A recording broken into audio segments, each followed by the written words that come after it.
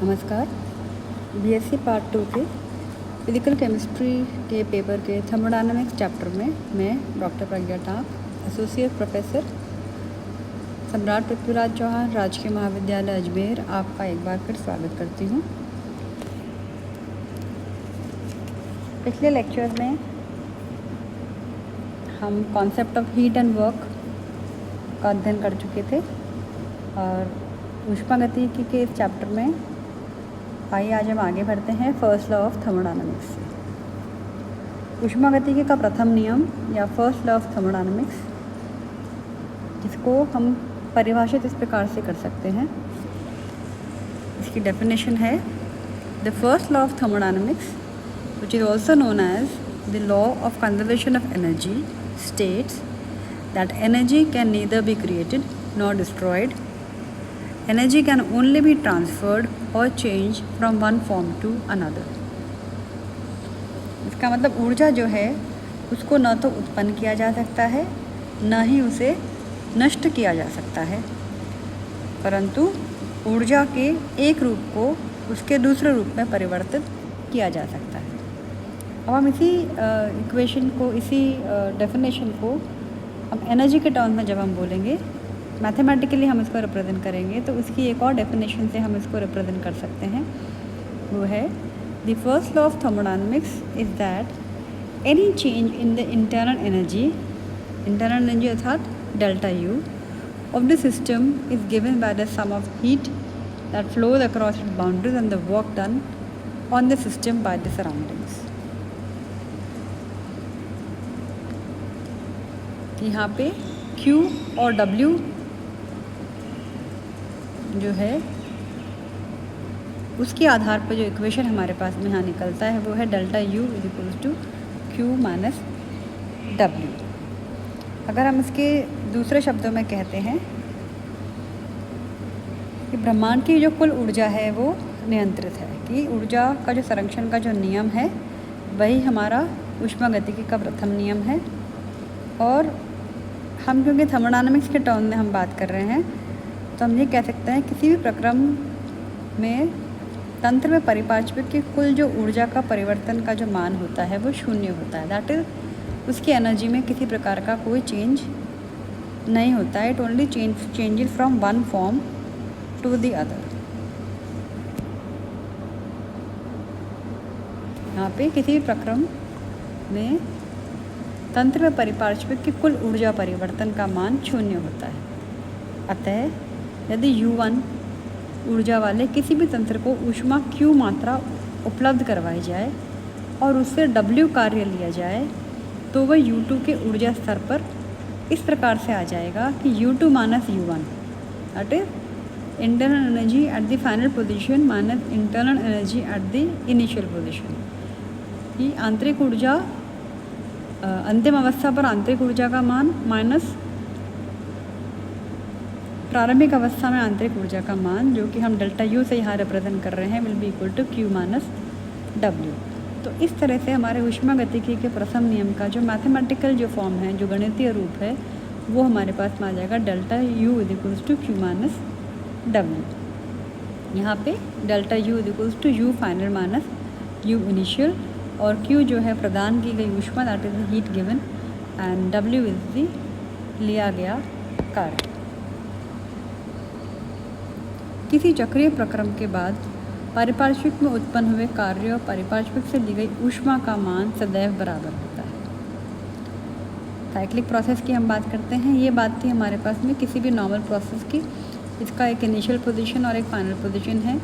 अगर हमारे पास में साइक्लिक प्रोसेस है, साइक्लिक प्रोसेस के बाद सराउंडिंग में जो कार्य उत्पन्न हुआ है या सराउंडिंग से जो ऊष्मा ली गई है उसका मान हमेशा बराबर होता है।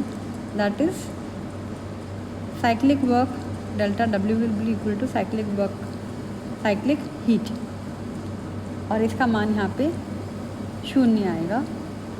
Delta W minus delta Q will be equal to 0, क्योंकि साइक्लिक वर्क है।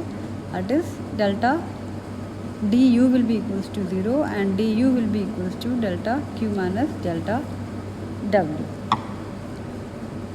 इसी को हमने यहाँ पे मैथमेटिकली इस तरह से यहाँ पे हमने प्रूव किया है किस तरह से आंतरिक ऊर्जा, ऊष्मा और कार्य जो है वो किस प्रकार से इनके बीच का इंटर रिलेशन है, किस प्रकार से संबंध स्थापित हुआ है और ये किस तरह से तीनों के इंटर रिलेशन से हम इसको mathematically first law of thermodynamics को हम रिप्रेजेंट कर सकते हैं। ऐसे ही डिफरेंशियल फॉर्म जो है हमारे पास में फर्स्ट लॉ ऑफ थर्मोडायनामिक्स का in the form of exact and inexact differentials के फॉर्म में हमारे पास में किस प्रकार से रिप्रेजेंट करते हैं, आइए इसके बारे में हम देखते हैं। सबसे पहले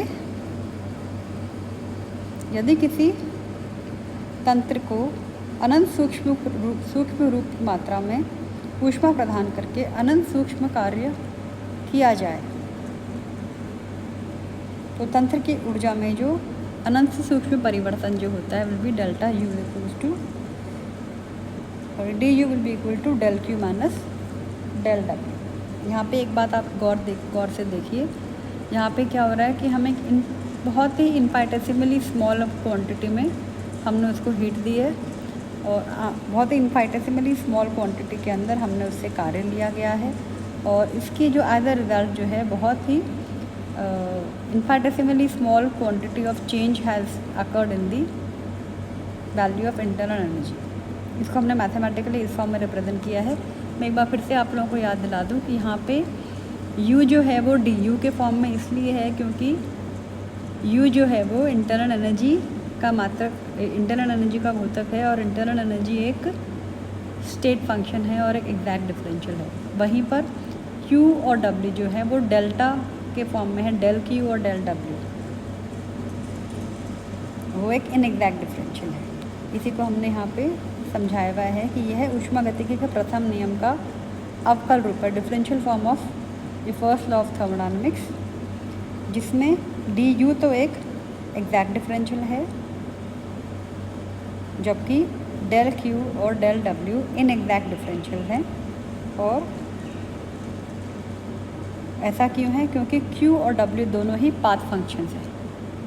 Q और W दोनों पाथ फंक्शंस हैं, इसलिए वो इनएग्जैक्ट डिफरेंशियल हैं और U जो है वो एक एग्जैक्ट डिफरेंशियल है, एक स्टेट फंक्शन है, इसलिए वो एग्जैक्ट डिफरेंशियल है। हम इसको DU के फॉर्म में रिप्रेजेंट करेंगे। ऐसे ही आगे बढ़ते हैं कि ऊष्मागतिकी के प्रथम नियम को एक एग्जैक्ट डिफरेंशियल के फॉर्म में प्राप्त करने के लिए हम डी यू को एक ऐसे चरों से संबंधित करेंगे जो कि अवस्था फलन हो, they should be state functions, for example temperature, pressure, volume etcetera. और यदि इनमें से कोई भी एक वेरिएबल, कोई भी एक चर, जैसे कि हम फॉर एग्जांपल v को मान लेते हैं, उसको हम कांस्टेंट मान लें, उसको हम स्थिर मान लें, तो कोई भी शेष दो जो रिमेनिंग वेरिएबल हैं, यहाँ पे p और t, हमने v को कांस्टेंट मान लिया, तो p और t पर डिपेंड करेगा क्या? Internal energy. तो इंटरनल एनर्जी U जो है it will remain as a function of P and T। तो हम जब इसको, इसी समीकरण को हम जब डिफरेंशिएट करेंगे तो हमारे पास में जो समीकरण आएगा आगे का वो ये रहेगा, D U will be equals to del U by del P at constant temperature into D P plus del U by del T at constant pressure into D T. अब यहाँ पर इसको हम आगे गौर से देखें कि del U by del P जो है एक पार्शियल डिफरेंशियल है जो कि एक स्थिर ताप पर, इसका रिप्रेजेंटेशन ये जो है कि del U by del P, del है दोनों में तो ये पार्शियल डिफरेंशियल है और ये ब्रैकेट के बाहर टी लिखा हुआ है। इट मीन्स ये पूरा जो इक्वेशन, पूरा आपको जो पद है वो एक कांस्टेंट टेम्परेचर पर कार्य करेगा। तो ये जो एक आंशिक अवकलन है जो स्थिर ताप पर दाब के साथ में तंत्र में ऊर्जा परिवर्तन को दर्शाता है। यहाँ पे क्या है? टेम्परेचर कांस्टेंट है और इंटरनल एनर्जी में चेंज है with respective change in pressure. Del U by del P बता रहा है change in internal energy, partial change in internal energy with partial change in pressure at constant temperature. और ऐसे ही del U by del T at constant pressure एक ऐसा partial derivative है जो कि कांस्टेंट प्रेशर पे, स्थिर दाब पर ताप के साथ में तंत्र की ऊर्जा परिवर्तन को दर्शाता है। तो यहाँ पे P ब्रैकेट के बाहर है तो ये है हमारे पास में कांस्टेंट प्रेशर पे है ये पूरा का पूरा टर्म और इंटरनल एनर्जी में परिवर्तन हो रहा है तापमान में परिवर्तन के सापेक्ष। इसी प्रकार से अगर हम यहाँ पे हमने क्या लिया था, v को कांस्टेंट मानते हुए p और t के टर्म में हमने इंटरनल एनर्जी को रिप्रेजेंट किया था। ऐसे ही अगर हम p को कांस्टेंट मान लेते हैं तो हमारा इंटरनल एनर्जी को हम v और t के टर्म में रिप्रेजेंट कर सकते हैं। और ऐसा ही एक इक्वेशन बनेगा जैसा यहाँ बना था, जहाँ पे du will be represented as del u by del v at constant temperature into dv plus del u by del t at constant volume into dt। और ऐसे ही किसी भी विधि या किसी भी पथ से किसी भी पाथ को फॉलो करते हुए यदि हम प्रेशर को P से बढ़ाकर P प्लस डी और टेम्परेचर को T से बढ़ाकर T प्लस डी कर देते हैं तो हमारा जो इक्वेशन 2 है वो उसका du का भी परिकलन किया जा सकता है। du can be calculated from this.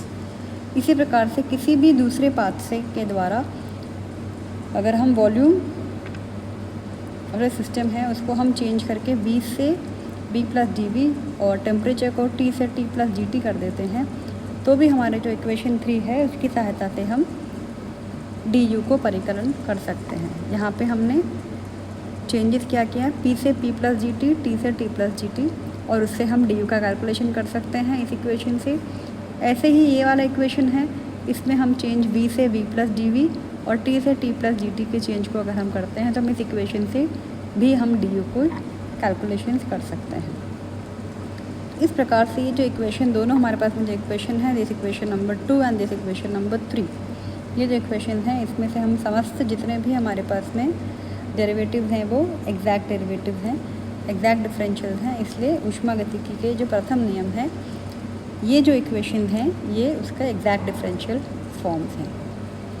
तो हमने आज फर्स्ट लॉ ऑफ थर्मोडायनेमिक्स क्या होता है, उसके डेफिनेशंस क्या हैं, फिर उसके हीट और वर्क जो है वो किस तरह से एनर्जी से रिलेटेड है, और इसके सिर्फ हमने डिफरेंशियल फॉर्म्स ऑफ थर्मोडायनेमिक्स जो है उसको हमने यहाँ पे स्टडी किया है। तो अगले लेक्चर में हम इंटरनल एनर्जी को हम और डिटेल में स्टडी करेंगे। इंटरनल एनर्जी क्या होती है, इसको परिभाषित कैसे करते हैं, उसके लिए कौन कौन सी प्रॉपर्टीज़ होनी चाहिए इंटरनल एनर्जी के लिए आदि हो हम डिस्कस करेंगे। इसी को हम आगे लेके जाएंगे। So see you in the next lecture. Thank you for being with me. धन्यवाद।